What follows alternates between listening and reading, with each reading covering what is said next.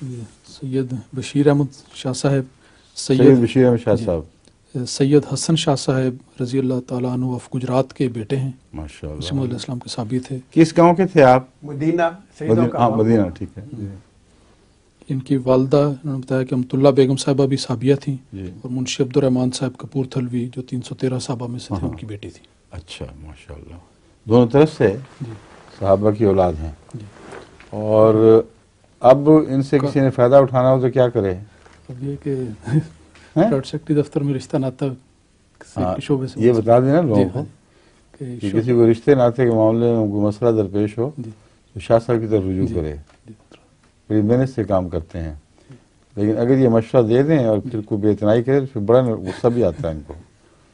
احتیاط کریں، ٹھیک ہے نا شاہ صاحب؟ آپ کی دعائیں چاہیے، آپ کی دعائیں چاہیے، وہ تو ہیں ہی، اور کچھ نہیں چاہیے۔ اچھا آگے جگہ حضور میرا ایک ہی ہے کہ حضرت موسیٰ علیہ السلام نے جب اپنی قوم کو کہا کہ لڑائی کے لیے، تو ان کی قوم نے جواب دیا فضب انت و ربک فقاتلا انا ہاہنا قاعدون، ہم یہاں بیٹھے ہیں، تو جا کے لڑو، تیرا باپ اللہ تعالیٰ لڑے۔ تو اس پر حضرت موسیٰ علیہ السلام نے فرمایا، دعا کی، رب انی لا املک الا نفسی و اخی فافرق بیننا و بین قوم الفاسقین۔ اس پر اللہ تعالیٰ نے بھی فرمایا فَإِنَّهَا مُحَرَّمَةٌ عَلَيْهِمْ 40 سنہ فَلَا تَأْسَ عَلَى الْقَوْمِ الْفَاسِقِينَ۔ سوال یہ ہے کہ کیا ساری قوم فاسقوں کی بن گئی حضرت موسیٰ علیہ السلام اور ہارون کے علاوہ؟ یہی لگ رہا ہے جی، اعتراض کیا آپ کو اس پہ؟ قرآن کریم کی آیت پر تو کوئی اس میں گنجائش نہیں ہے کسی قسم کے اعتراض کی۔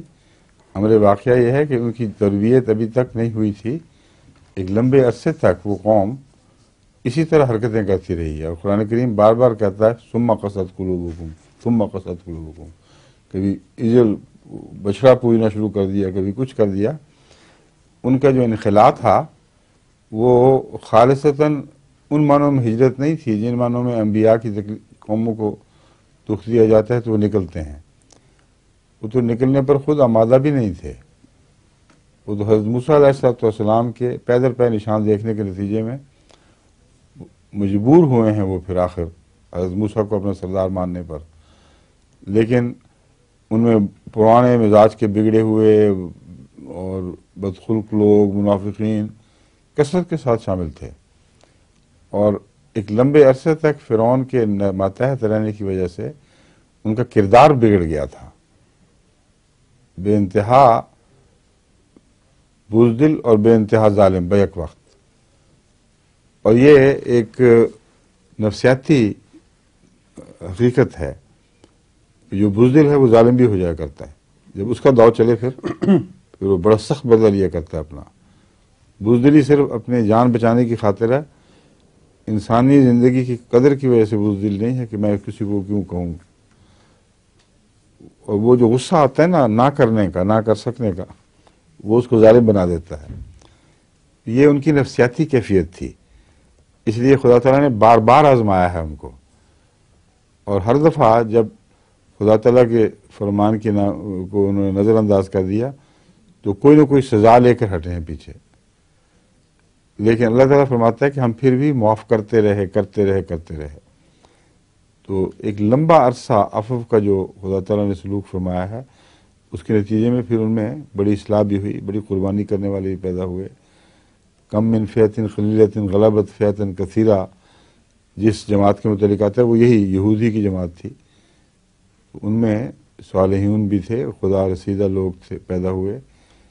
حضرت سلیمان کے ساتھ جنہوں نے مقابلے کیے ہیں غیروں کے، حضرت داؤد سے شروع ہوا قصہ، کم من فئۃ غلبت قلیلۃ والا قصہ، پھر حضرت سلیمان کے عرصہ سلطنت میں یا عرصہ سیادت میں جاری رہا، اور پہلے سے بہت بہتر ہوتے چلے گئے۔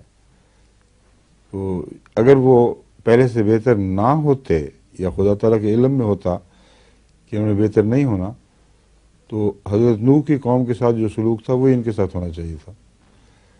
اور جب اللہ تعالیٰ فرق کرتا ہے قوم کا دوسری قوم سے، اس میں کچھ امکانات دیکھتا ہے، اور جلدی نہیں کرتا، حلم کا اظہار فرماتا ہے.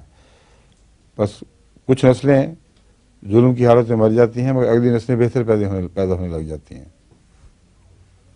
سمجھے؟